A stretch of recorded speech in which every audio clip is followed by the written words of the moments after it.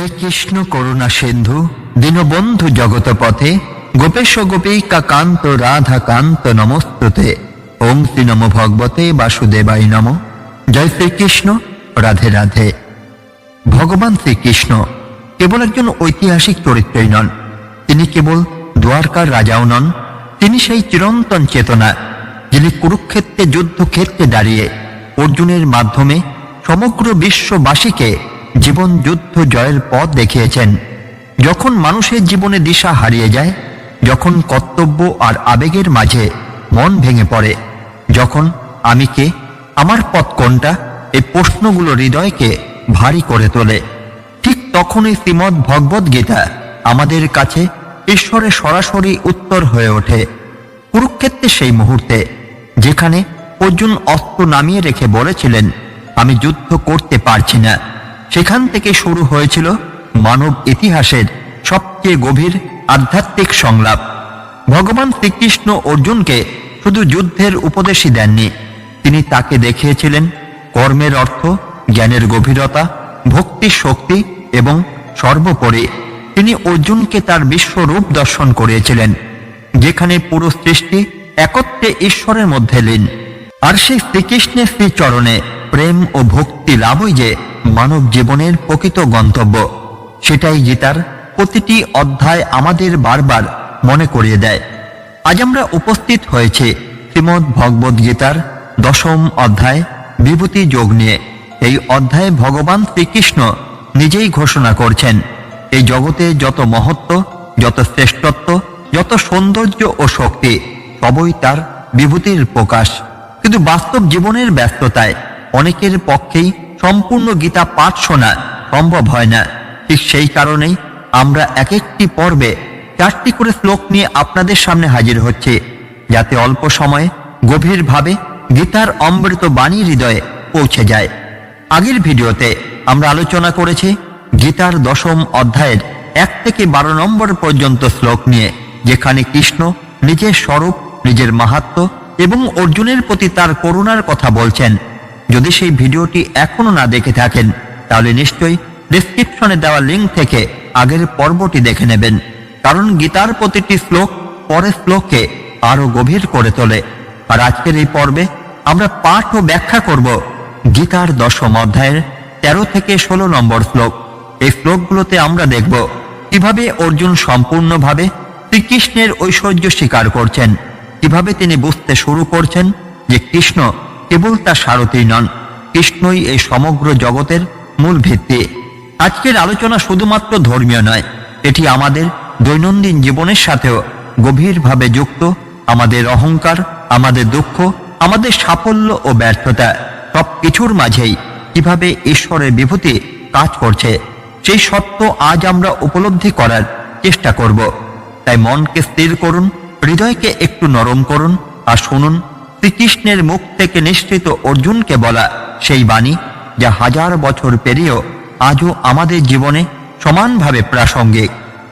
গীতার 10ম অধ্যায়ের 13 নম্বর শ্লোকটি হল, আহুস্তামিষয় সর্বে দেবর্ষি নারদস্তথা অসীত দেবল ব্যাস স্বয়ং চৈব ব্রবিষ্যিমে। সব ঋষিগণই এক বাক্যে বলেন, দেবর্ষি নারদ, অসিত দেবল ও বেদবেশ এবং হে কৃষ্ণ, তুমি নিজেই আমাকে সেই সত্য বলছ। মানুষ সাধারণত কাকে বিশ্বাস করে? যে নিজে নিজের প্রশংসা করে তাকে, নাকি যার মহত্ব অন্যেরা স্বীকার করে? কুরুক্ষেত্রে যুদ্ধক্ষেত্রে দাঁড়িয়ে অর্জুন আজ এক গভীর সত্য উপলব্ধি করছে। সে আর শুধু বন্ধু কৃষ্ণকেই দেখছে না, সে দেখছে সেই চিরন্তন সত্যকে, যার কথা যুগ যুগ ধরে বলে এসেছেন মহর্ষিরা, দেবর্ষিরা, বেদবেশের মতো মহাজ্ঞানীরা। এই শ্লোক শুধু প্রশংসাই নয়, এই শ্লোক সত্যের স্বীকৃতি। অর্জুন এখানে বলছেন, হে কৃষ্ণ, আমি একা নই যে তোমাকে পরম সত্য বলে মানছি। যুগ যুগ ধরে যারা সত্যের সন্ধান করছেন, তারাও তোমাকেই সেই পরম সত্য বলে মেনে এসেছেন। মহাভারতে দেখা যায় যে সত্য ঋষি, দেবর্ষি ও বেদবেশ সবাই মেনে নেন, তা ব্যক্তিগত বিশ্বাস নয়, তা চিরন্তন সত্য। আজকের যুগে যেখানে সবাই নিজের মতকে চূড়ান্ত সত্য বলে চালাতে চায়, এই শ্লোক আমাদের শেখায় সত্য অহংকারের নয়, উপলব্ধির বিষয়।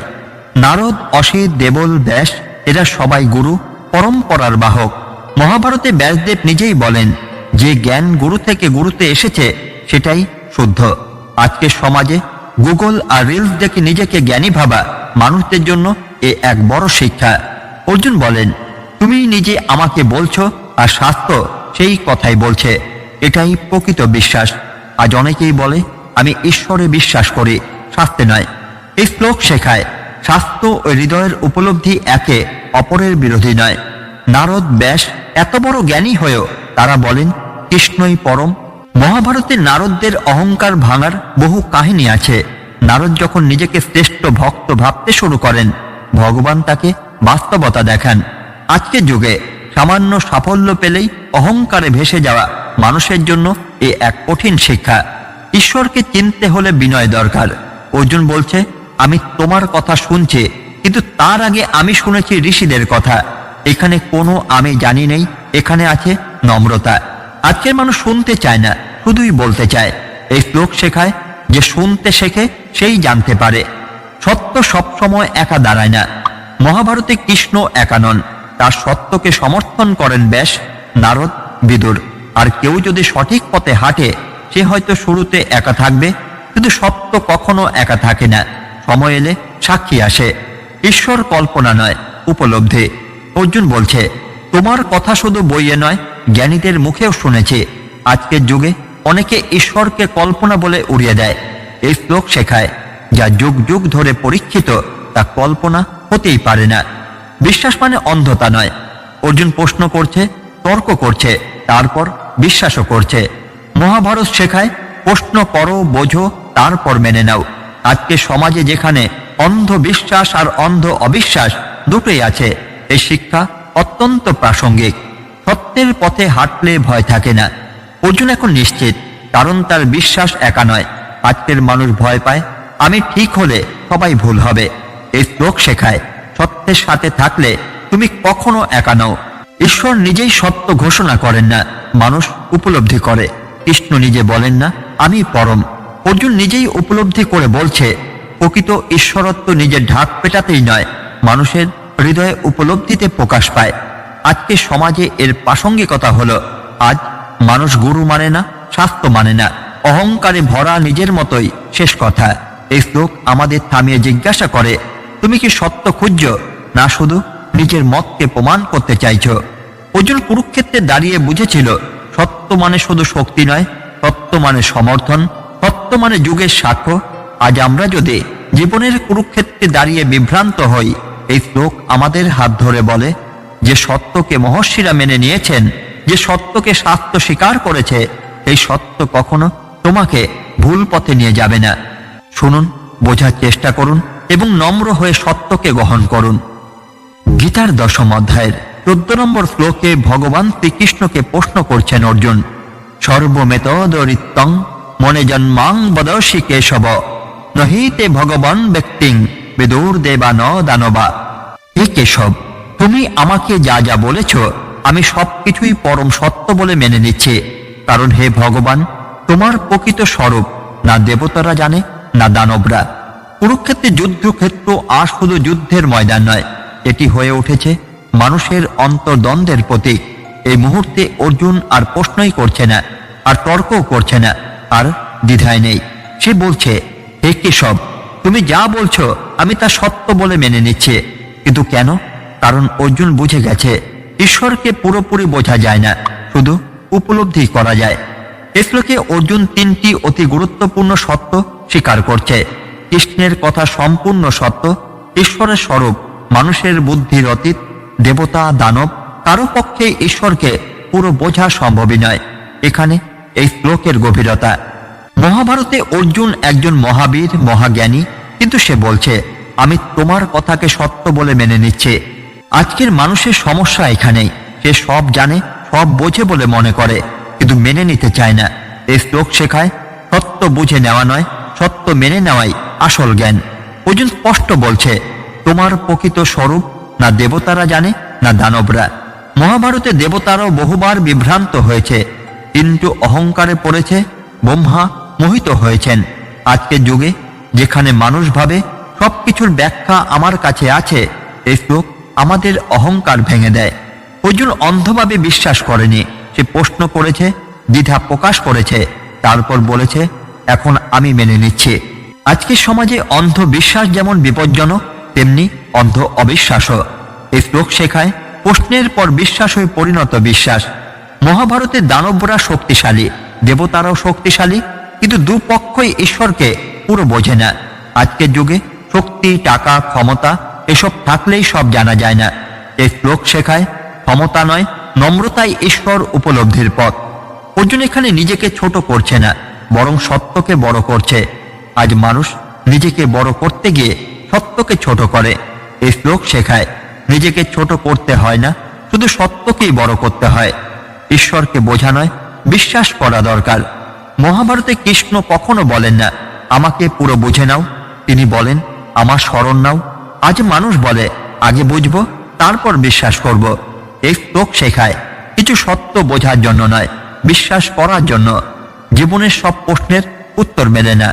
অর্জুন বুঝেছে সব প্রশ্নের উত্তর পাওয়া সম্ভবই নয়। আজকের মানুষ প্রশ্নে ভরে আছে, কেন দুঃখ, কেন কষ্ট, কেন অবিচার। এই শ্লোক শেখায় সব প্রশ্নের উত্তর নয়, সব প্রশ্নের ভার ঈশ্বরের হাতে তুলে দাও। দানব ভাবে ঈশ্বর শক্তি, দেবতা ভাবে ঈশ্বর আলো, কিন্তু ঈশ্বর এই দুইয়েরও বাইরে। আজ মানুষ ঈশ্বরকে নিজের মতো বানাতে চায়, নিজের সুবিধা মতো। এই শ্লোক শেখায় ঈশ্বরকে তোমার মতো বানিও না, নিজেকে ঈশ্বরের মতো গড়ো। অর্জুন যুদ্ধক্ষেত্রে দাঁড়িয়ে আত্মসমর্পণ করছে, কিন্তু সে দুর্বল নয়, সে প্রস্তুত। আজ মানুষ ভাবে ঈশ্বরের উপর ভরসা মানে পালিয়ে যাওয়া। এই শ্লোক শেখায় আত্মসমর্পণ মানে শক্তির উৎসে যুক্ত হওয়া। অর্জুন বলছে, সবকিছু সত্য বলে মেনে নিচ্ছে, এরপর সে বিশ্বরূপ দর্শনের যোগ্য হয়। আজকের মানুষ মুক্তি চায়, কিন্তু সত্য মানতে চায় না। এই শ্লোক শেখায় সত্য স্বীকারই মুক্তির দরজা।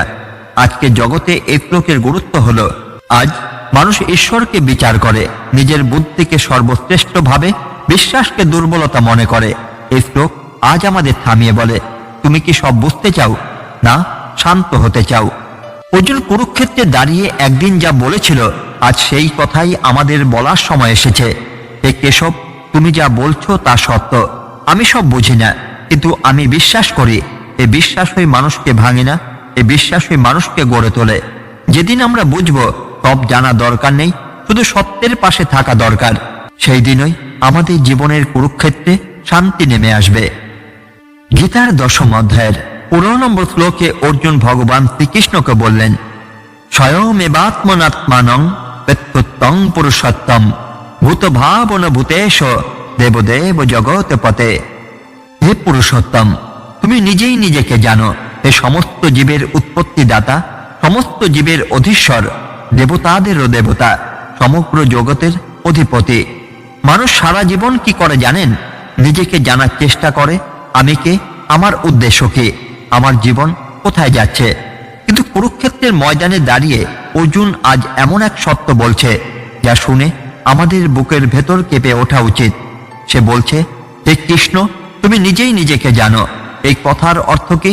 এর অর্থ ঈশ্বরকে বোঝার ক্ষমতা মানুষের নেই, দেবতারও নেই। এই শ্লোকে অর্জুন প্রথমবার সম্পূর্ণরূপে স্বীকার করছে, কৃষ্ণ শুধু গুরু নন, কৃষ্ণ শুধু বন্ধু নন, কৃষ্ণ শুধু অবতারই নন, তিনি পুরুষোত্তম, ভূত ভাবন অর্থাৎ সব সৃষ্টির উৎস, ভূতেশ সব জীবের অধিপতি, দেবদেব দেবতাদেরও দেবতা, জগৎপতি সমগ্র বিশ্ব যার অধীনে। মহাভারতে ব্রহ্মা, ইন্দ্র, দেবতারা বহুবার কৃষ্ণকে বোঝার চেষ্টা করেছেন, কিন্তু ব্যর্থ হয়েছেন।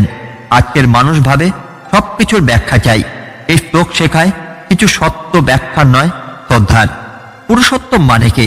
পুরুষোত্তম মানে যিনি মানব ও দেবতারও ঊর্ধ্বে।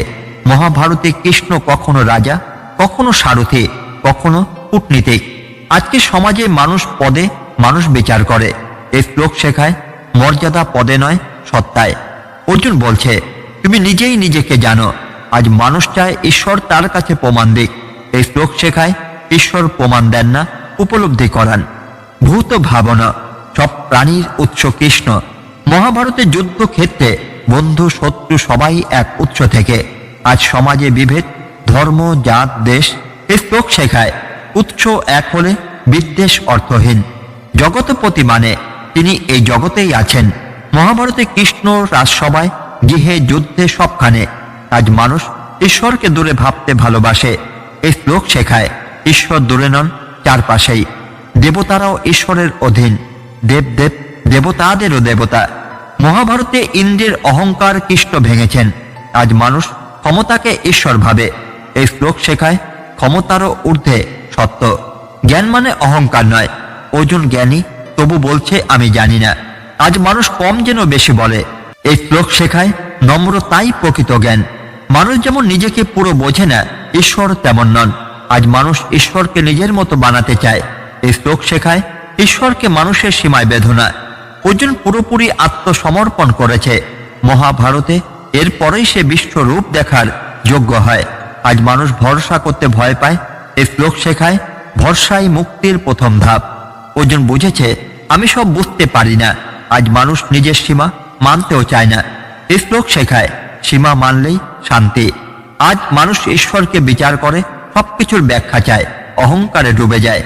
এই শ্লোক আজ আমাদের থামিয়ে বলে, তুমি কি সব জানতে চাও?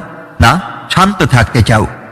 গীতার 10ম অধ্যায়ের 16 নম্বর শ্লোকে ভগবান শ্রীকৃষ্ণকে প্রশ্ন করছেন অর্জুন। বক্তু মহর্ষ শেষেন দিব্যাহাত্ম বিভূতয় জাবির বিভূতি বিবর্লোকা মীমাংস্ত ব্যাপতিষ্ঠতে। হে কৃষ্ণ, তুমি তোমার সমস্ত দিব্য আত্মবিভূতি সম্পূর্ণভাবে আমাকে বলার যোগ্য। যে সকল বিভূতির দ্বারা তুমি এই সমস্ত জগৎকে পরিব্যাপ্ত করে অবস্থিত। হে কৃষ্ণ, তুমি তোমার সমস্ত দিব্য আত্মবিভূতি সম্পূর্ণভাবে আমাকে বলার যোগ্য। যে সকল বিভূতির দ্বারা তুমি এই সমস্ত জগৎকে পরিব্যাপ্ত করে অবস্থিত আছো। মানুষ জীবনে কত কিছু জানতে চায়, কিন্তু একটা সময় এসে বলে, আরো বলো, আর একটু বোঝাও, আমি এখনো পুরো বুঝতে পারিনি।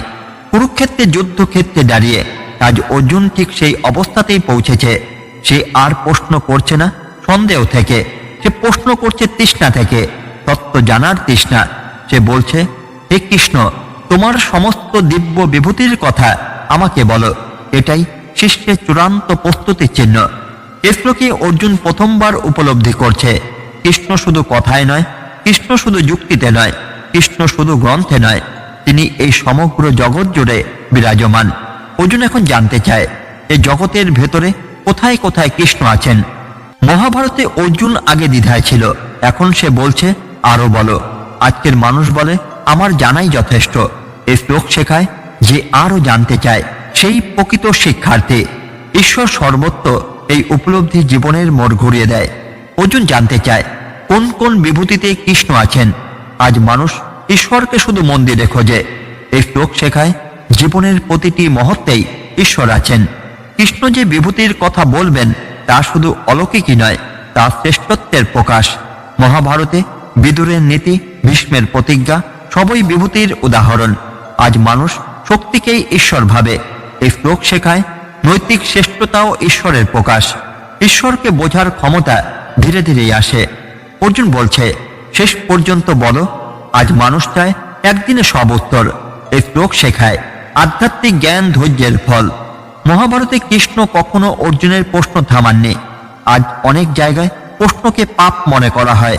এই শ্লোক শেখায় সৎ প্রশ্ন ঈশ্বরের কাছে নিয়ে যায়। ঈশ্বরকে অনুভব করতে হলে দৃষ্টিভঙ্গি বদলাতে হয়। অর্জুন জানতে চায় এই জগতে কৃষ্ণ কোথায় আছেন। আজ মানুষ শুধু বাহ্যে কি দেখে।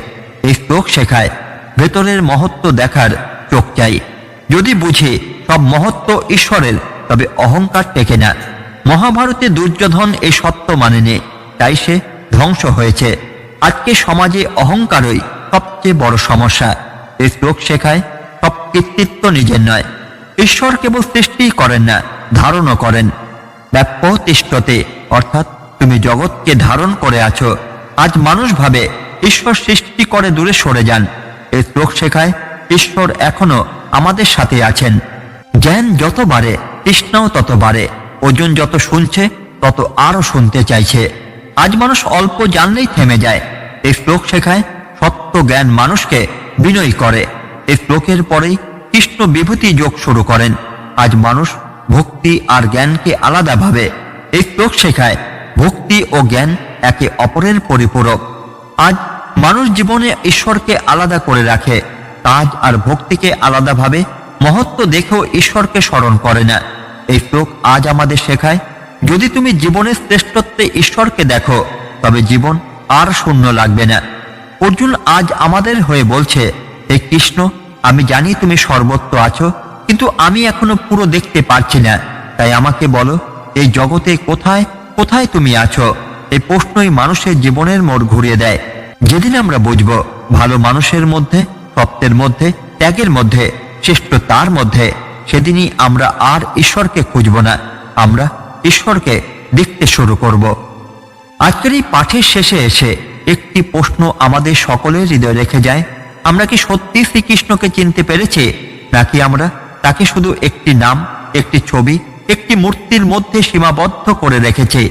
গীতার 10ম অধ্যায়ের এই শ্লোকগুলোতে অর্জুন ধীরে ধীরে বুঝতে শুরু করেছিলেন, শ্রীকৃষ্ণ কেবল তার সারথি নন, শ্রীকৃষ্ণই সেই পরম সত্য যার মধ্যেই সমস্ত দেবতা, ঋষি, সৃষ্টি ও শক্তি একত্রে অবস্থান করছে। অর্জুনের এই উপলব্ধি আসলে আমাদের সকলের যাত্রার প্রতিচ্ছবি। আমরাও জীবনের পথে হাঁটতে হাঁটতে প্রথমে প্রশ্ন করি, তারপর সন্দেহ করি, তারপর খুঁজি, আর একদিন উপলব্ধি করি যে আমরা যাকে খুঁজছিলাম তিনি তো আমাদের সাথেই ছিলেন সব সময়। আজকে সমাজে মানুষ জ্ঞানে সমৃদ্ধ কিন্তু শান্তিতে দরিদ্র, মানুষ সফল হয় কিন্তু তৃপ্ত নয়, কারণ আমরা বিভূতিকে দেখি কিন্তু বিভূতির মধ্যে থাকা ঈশ্বরকে চিনতে শিখিনি। শ্রীকৃষ্ণ এই অধ্যায়ে আমাদের শেখান, যেখানেই মহত্ব আছে, যেখানেই সৌন্দর্য আছে, যেখানেই নিঃস্বার্থতা আছে, সেখানে ঈশ্বরের উপস্থিতি। যদি আমরা আমাদের জীবনের প্রতিটি কাজে এই সত্যটিকে স্মরণ রাখতে পারি, তাহলে অহংকার আপনা আপনি নরম হয়ে যাবে, হিংসা ধীরে ধীরে মিলিয়ে যাবে, আর জীবনের বোঝা অনেক হালকা হয়ে উঠবে। আজকের এই পাঠ এখানে শেষ নয়, এটি আসলে আমাদের অন্তরের মধ্যে একটি নতুন প্রশ্নের শুরু। আমি কি আমার জীবনের প্রতিটি মুহূর্তে শ্রীকৃষ্ণের বিভূতিকে অনুভব করতে পারছি? যদি আজকের এই আলোচনা আপনার মনে সামান্য শান্তি এনে দিয়ে থাকে, যদি কোনো একটি বাক্য আপনার হৃদয় স্পর্শ করে থাকে, তাহলে এই ভিডিওটি ভালো লাগা মানেই এই চ্যানেলের উদ্দেশ্য সফল। আগামী পর্বে আমরা আরো গভীরভাবে প্রবেশ করব শ্রীকৃষ্ণের বিভূতির বিস্তৃত ব্যাখ্যায়, যেখানে তিনি নিজেই জানাবেন এই জগতের কোন কোন রূপে তিনি স্বয়ং বিরাজমান। ততদিন পর্যন্ত নিজের কর্ম করুন, মনকে ঈশ্বরের দিকে রাখুন, আর বিশ্বাস রাখুন যেখানে সত্য সেখানেই শ্রীকৃষ্ণ। শ্রীকৃষ্ণের শ্রীচরণে প্রণাম জানিয়ে আবার দেখা হবে পরের পর্বে। ধন্যবাদ। জয় শ্রীকৃষ্ণ। রাধে রাধে।